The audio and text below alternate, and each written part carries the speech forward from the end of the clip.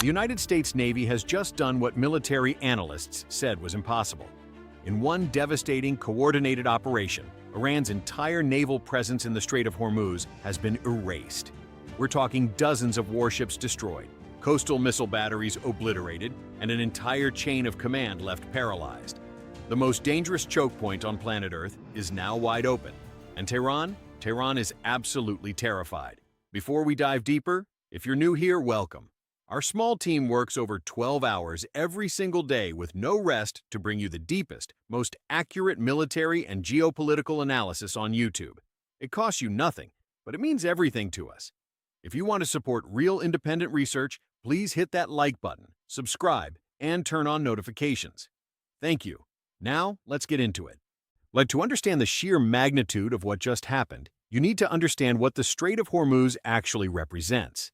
This narrow strip of water, barely 21 nautical miles wide at its tightest point, carries approximately 21 million barrels of crude oil every single day.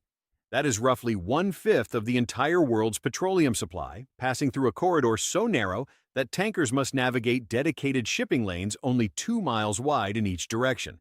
For decades, Iran has treated this waterway as its ultimate trump card. Whenever the West tightened sanctions, whenever diplomacy collapsed, whenever tensions boiled over, Tehran would rattle the same saber. We will close Hormuz. We will strangle the global economy. Try us. And for decades, the world believed them. Because Iran had spent billions fortifying both sides of this corridor.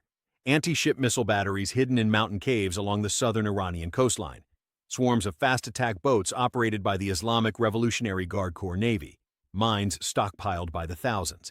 Midget submarines lurking beneath the shallow waters, an entire military doctrine built around one concept, area denial. But what happened in the early hours of this week shattered that doctrine completely.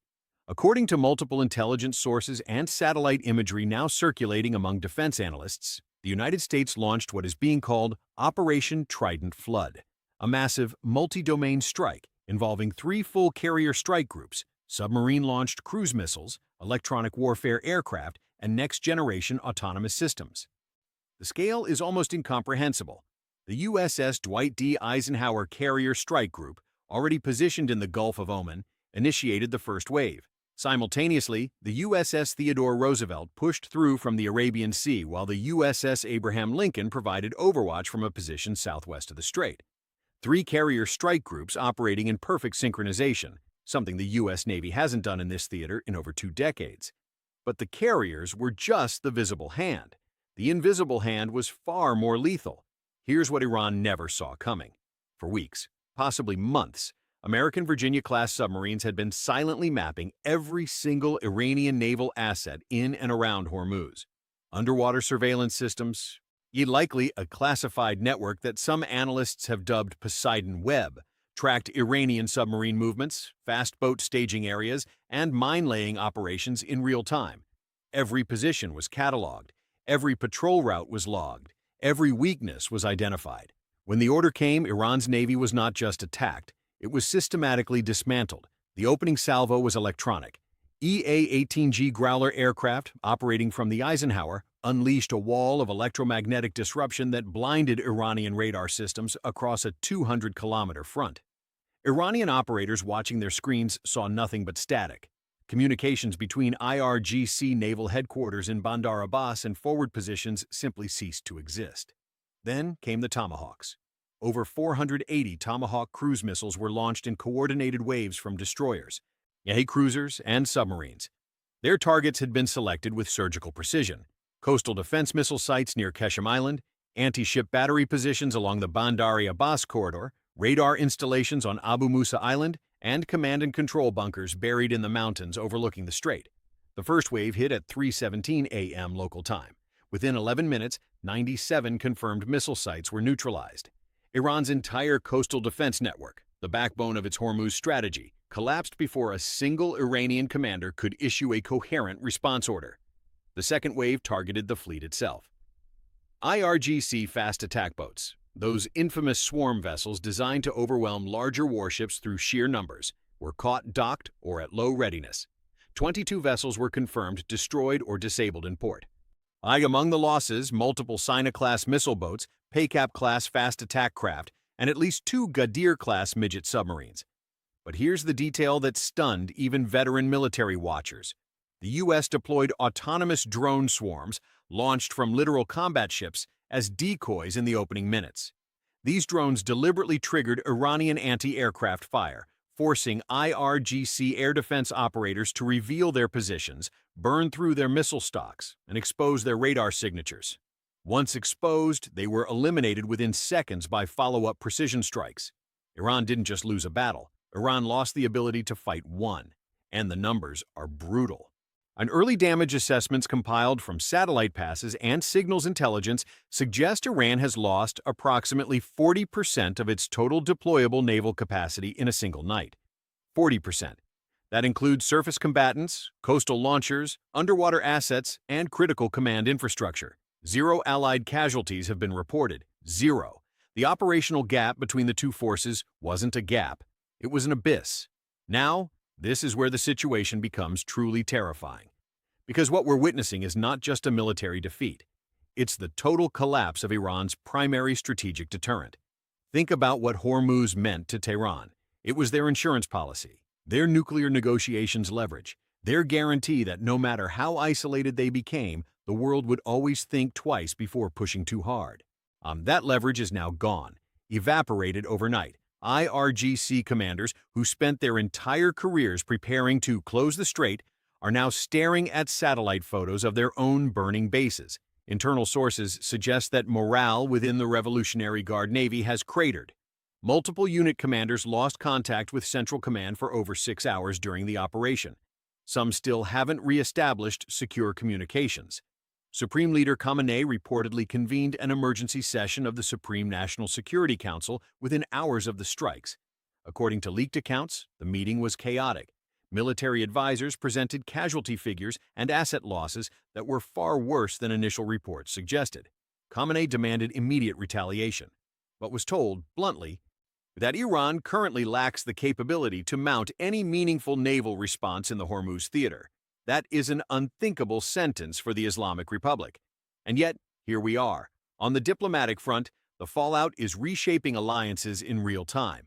Gulf Arab states, Saudi Arabia, the UAE, Bahrain, Qatar, Oman have remained publicly measured in their responses.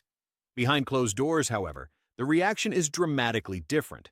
Multiple sources confirm that Riyadh and Abu Dhabi have quietly expanded logistical cooperation with CENTCOM since the operation began. Oman has reopened maritime insurance corridors that had been suspended for weeks. Bahrain, home to the U.S. Fifth Fleet headquarters, has elevated its own readiness posture in full coordination with American forces.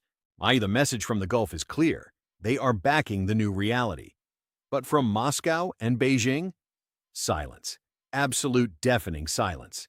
Russia, which has deepened military ties with Iran dramatically over the past 3 years, trading drone technology, intelligence sharing, and sanctions evasion networks, has issued no formal statement. The Kremlin's daily press briefing was held and concluded without a single mention of Hormuz. That silence is extraordinary and deliberate. Moscow is calculating. They need Iranian drones for Ukraine. They need Iranian oil revenue flowing to sustain the partnership. And now, overnight, the foundation of that partnership has been shaken. China's response has been even more telling. Beijing imports nearly 45% of its crude oil through the Strait of Hormuz. When the operation began, China's Ministry of Foreign Affairs abruptly canceled its scheduled press conference, citing a developing maritime situation. When they finally issued a statement hours later, it was strikingly neutral, calling for restraint by all parties without condemning the United States by name. Read between those lines, Beijing is relieved. They will never say it publicly, but a secure, open Strait of Hormuz serves Chinese economic interests directly. The last thing Beijing wanted was an Iranian blockade that would spike energy prices and destabilize their already fragile economic recovery. So, while Iran burns, its two most important strategic partners are quietly stepping back. But do not think this is over, because the next 72 hours could determine whether this remains a contained operation or spirals into something far larger. Intelligence agencies across the West are now on maximum alert for Iranian asymmetric retaliation. Tehran may have lost its navy, but it still commands a vast network of proxy forces across the Middle East. Hezbollah in Lebanon, militia groups in Iraq, the Houthis in Yemen, who have already demonstrated the ability to strike commercial shipping with anti-ship missiles and drones. CENTCOM has responded by surging assets across the region. Over 60 fifth-generation fighters, F-35 Lightning IIs and F/A-18 Super Hornets are now maintaining continuous combat air patrols over the Persian Gulf. MQ-9 Reaper drones are flying round-the-clock surveillance missions along Iraq's border with Iran. Patriot and THAAD missile batteries across the Gulf states have been placed on hair-trigger alert. Now, the Pentagon is sending a clear message. Any retaliation from any vector will be met with overwhelming force. And here's the deeper layer that most analysts are missing. Operation Trident Flood was not just about Hormuz. Senior Pentagon officials, speaking on background, have described this as a proof of concept, not a live demonstration of fully integrated, AI-coordinated, multi-domain naval warfare. The level of autonomous coordination between surface ships, submarines, aircraft, electronic warfare platforms, and drone swarms was unlike anything previously attempted in combat conditions. This was the future of warfare, deployed tonight, in real time, against a near-peer regional adversary. Every military in the world is now studying what happened. Like China's People's Liberation Army Navy, which has been rapidly expanding its own anti-access capabilities in the South China Sea and around Taiwan, just watched its playbook get shredded. If the United States can neutralize an entrenched coastal defense network in the Persian Gulf in under 2 hours, what does that mean for Chinese missile batteries along the Taiwan Strait? That question is keeping strategists in Beijing awake right now. Inside Iran, the picture is grim. Brief footage leaked from Bandar Abbas before authorities shut down internet access showed fires burning along the naval docks, abandoned patrol craft listing in the harbor, and military vehicles evacuating personnel from coastal positions. Citizens in nearby cities reported hearing continuous explosions for nearly 90 minutes. Tehran officially claims minor damage to secondary facilities and insists its deterrent capability remains intact. But satellite imagery tells a completely different story. High-resolution passes show cratered missile sites, destroyed radar arrays, and at least 4 vessels partially sunk at their moorings. Iranian state media has pivoted to blaming American aggression and calling for international condemnation. But the international community has largely responded with measured silence or quiet endorsement of freedom of navigation. The most telling sign? Diplomatic back channels through Oman and Qatar indicate that Iranian officials have already begun requesting mediation, seeking guarantees for the safe passage of their remaining naval assets out of the strike zone. The nation that once threatened to close Hormuz forever is now begging for safe passage through it. Let that sink in. The entire strategic calculus of the Persian Gulf has been rewritten in a single night. Iran's naval deterrent, built over 40 years, is functionally destroyed. The Strait of Hormuz is open and secured under Allied naval dominance. Global oil markets have stabilized, with crude futures dropping over 12% in overnight trading. And the United States has demonstrated a level of integrated military capability that no other nation on Earth can currently match. This is not just a military victory. This is a geopolitical earthquake. The aftershocks will be felt from Tehran to Moscow to Beijing for years to come. Alliances will shift, strategies will be rewritten, and the balance of power in the most critical energy corridor on the planet has changed, perhaps permanently. The question now is not whether Iran can recover. The question is whether Iran's entire regional strategy, built on proxy warfare, missile threats, and the Hormuz trump card, can survive at all without its most powerful piece removed from the board. Many analysts believe we are witnessing the beginning of a new era in Middle Eastern security, one defined not by Cold War-era deterrence, but by technological dominance so overwhelming that traditional defense doctrines simply cannot compete. The world just changed, and it changed fast. What are your thoughts on this? Drop them in the comments. Presented by GeoForce. Thank you for choosing us.